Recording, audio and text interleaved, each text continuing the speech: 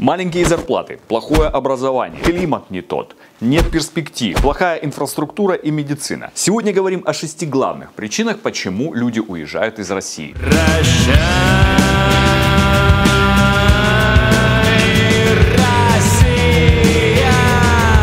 Какие-то 20 лет назад поездка за границу казалась чем-то нереальным. Отсутствие интернета и элементарных мобильных телефонов делало это чем-то невероятным. Информацию о других странах мы узнавали из передач и журналов, а учеба в другой стране и вообще казалась чем-то мифическим. Но к настоящему времени все круто изменилось. И по данным опроса Центра Левады, больше 20% людей хотела бы уехать за границу на ПМЖ. И большинство из них молодежь. Давайте попробуем разобраться, в чем же причины такого желания. Россия, прощай.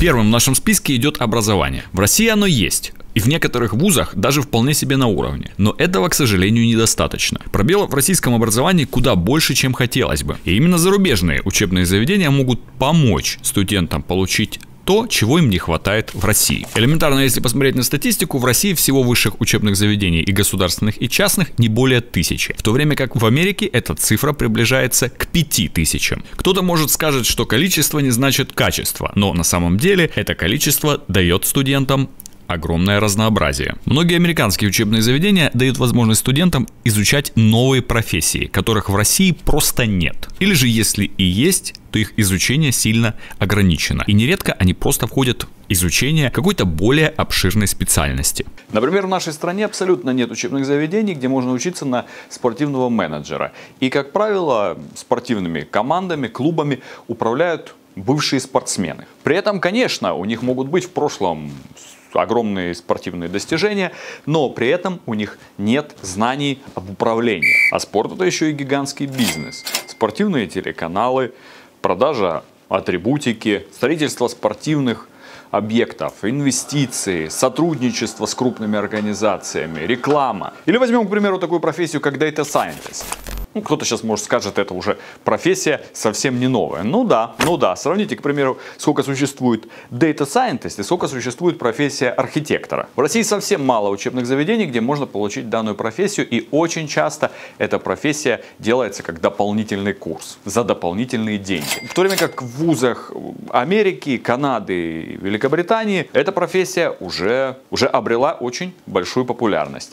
И есть вся необходимая инфраструктура для ее изучения. Да, конечно, обучение в англоязычных вузах, Америка, Канада, Великобритания, Австралия, Новая Зеландия, все обойдется вам в копеечку. Но и зарплаты там существенно выше наших, и учеба впоследствии окупается. Но если вы не хотите платить деньги за учебу, хотя даже в российских вузах вам придется платить деньги за обучение, если вы не поступили на бюджет. И во многих университетах придется платить деньги немаленькие. Особенно если говорить об инновационных специальностях. К примеру, за обучение на стоматолога в лучших российских университетах вам придется выкладывать по 800 тысяч рублей ежегодно. Юридический вуз с легкостью может обойтись в 500 000 в год. Итак, пока мы не подошли к зарплатам. Если вы не хотите платить за обучение, то здесь на помощь приходит Европа. Да, в Европе можно учиться практически бесплатно. На языке той страны, в которую вы собираетесь ехать. То есть, если вы собираетесь ехать в Италию, вы должны будете учиться на итальянском. И забавный факт в том, что, обучаясь в той же Италии на итальянском языке, вы даже бесплатно, вы даже можете получить стипендию. Как такое возможно, да? А вот так. И эта стипендия будет равна, приблизительно от 2500 до 5000 евро ежегодно. Эта стипендия должна будет тратиться на расходы, на проживание. Да, конечно, если вы едете в другую страну, вы должны закладывать также бюджет на то, что вам придется арендовать квартиру, покупать еду по, естественно, европейским ценам. В Германии даже прежде, чем вы уехали туда, вам придется предоставлять данные о том, что у вас есть, грубо говоря, 10 тысяч евро на проживание. Это нужно эту всю сумму резервировать на своем банковском счету. Сейчас мы не о том, это как бы вкратце, у нас есть отдельные видео про всю вот эту информацию. И, кстати, если вам интересно обучение за границей, Европа, Америка, Великобритания, Канада, линк на сайт smaps.ru я оставлю в описании к данному видео, там вы найдете весь перечень учебных заведений по странам, по языкам и так далее, тому подобное. И еще один пункт, касаемый образования, из-за которого многое молодежь стремится уехать на обучение за границу, это то, что студентам приходится учиться по устаревшим данным. Да, возможно, меняется обложка, но информация, теория остается практически неизменной. Ведь для того, чтобы информация, книги, теория, преподаватели были, скажем так, современные и давали вам всю информацию, которая близка к реалиям, нужно вкладывать деньги в исследования, нужно вкладывать деньги в повышение квалификации преподавателей, постоянное обучение. Это большие затраты, которые не могут позволить себе большинство российских вузов. Поэтому, собственно говоря, все, что мы учим, многое, что мы учим, это уже не имеет актуальности. Еще давайте будем с вами откровенными, что если студент безответственный, не посещает лекции, не участвует в обучении, вариант сдать потом экзамен у него в принципе есть всегда. Скажем так, на троечку. Какие-то связи, знакомства, подойти пообщаться с преподавателем. У нас всегда в нашей системе образования это было. Да и сами преподаватели боятся брать на себя ответственность за то, чтобы студент был отчисленным. Ведь потом это разбирательство с родителями и так далее и тому подобное. Это минусы нашей системы. За рубежом же, напротив, само понятие занести, поднести, поблагодарить преподавателя, это в принципе отсутствует. Система образования построена так, что, грубо говоря, как мы любим выражаться, списать не получится. И никто за красивые глазки или знакомства и связи оценки вам ставить не будет. Интересная особенность в системе образования еще в том, что работы многих студентов на проверку, дополнительную проверку, отправляются в другие учебные заведения. И их проверяют в других учебных заведениях анонимно преподаватели. Не самая лучшая ситуация в нашей стране и в плане стажировок во время обучения и трудоустройства после окончания университета. И если в российских вузах вы и получите желаемую стажировку, то, как правило, она практически неоплачиваемая и зачастую очень слабо влияет на развитие вас как специалиста. Это что-то мелкое, что-то ненужное. Вы не участвуете, грубо говоря, в каких-то глобальных вещах. При этом за рубежом во многих университетах стажировка является обязательной частью обучения. И без этой стажировки вы просто не получите диплом. В британских вузах у студента есть возможность выбора. Вы можете учиться 3 года без стажировки или 4 года с обязательной стажировкой на 3-м году обучения. Что я считаю очень круто, потому что вы получаете стажировку в компании в течение всего года, потом возвращаетесь обратно в университет уже с теми знаниями и пониманием того, что нужно в реальной жизни. Та же Канада. В Канаде во многих учебных заведениях существуют так называемые карьерные офисы или офисы по трудоустройству, куда вы приходите как в банк, садитесь, и там биржа вакансий. Грубо говоря, вы выбираете вакансию, куда податься, а эти вакансии, значит, сами компании, они присылают в вузы эти вакансии и говорят: нам нужны студенты, нам нужны молодые кадры. Потому что студенты, как правило, это люди, желающие вкладываться в работу. Часто они работают гораздо больше, чем специалисты, скажем так, уже наевшиеся и имеющие какой-то статус. В общем, за границей вы поняли, что работа – это неотъемлемая часть обучения. И это выгодно как университетам, так и компаниям. Хотя, возможно, кто-то из вас и опровергнет все мои вот эти рассуждения. Возможно, вы мне скажете, что вы получили нереально какую-то крутую стажировку, практику, еще учась в своем родном университете. Если так, то пишите. Да и вообще пишите, согласны ли вы с моим мнением или нет. Россия, прощай. Давайте разберемся, какая средняя зарплата в России, в Москве, Петербурге, в регионах и каковы размеры пенсии. По данным Мосгорстата, средняя зарплата в Москве составляет 88 тысяч рублей. В Петербурге, согласно данным госстатистики, 66 тысяч рублей. В других городах страны, по данным Росстата, и вовсе 32 тысячи рублей. Пенсия 15 тысяч рублей. А теперь давайте сравним со средними зарплатами, скажем, в Австралии или Испании. По данным Австралийского бюро статистики, месячный доход жителя Австралии составляет примерно 3435 евро. Жителя Испании, по информации Испанского статистического института, 2000 евро. А в таких городах, как Барселона или Мадрид, 3000 евро. Минимальная пенсия в Америке при условии, что вы работали, будет составлять около $1000, что на данный момент в 5 раз выше российской пенсии. А если человек никогда и нигде не работал в Америке, ему все равно будут платить $300. И какие профессии придут вам на ум с самыми маленькими зарплатами? 100% большинство из вас назовет преподавателя и врача. Давайте-ка с вами посмотрим, как обстоят дела с зарплатами специалистам этих профессий в других странах. Преподаватели вузов Италии получают от 2500 евро в месяц, врачи от 2000 евро, если они работают в больнице, и около 5000 евро, если этот врач является семейным. Неудивительно, что здесь и преподаватели, и врачи относятся ответственно к своей работе. Как минимум, их труды вознаграждены по достоинству. И вот на этом моменте 100% найдутся скептики, которые будут говорить, что там и цены высокие, поэтому и зарплаты высокие. Это любимая фраза всех скептиков. Ребята, камон, это абсолютно несоизмеримые вещи. Да, там могут быть дороже цены на транспорт.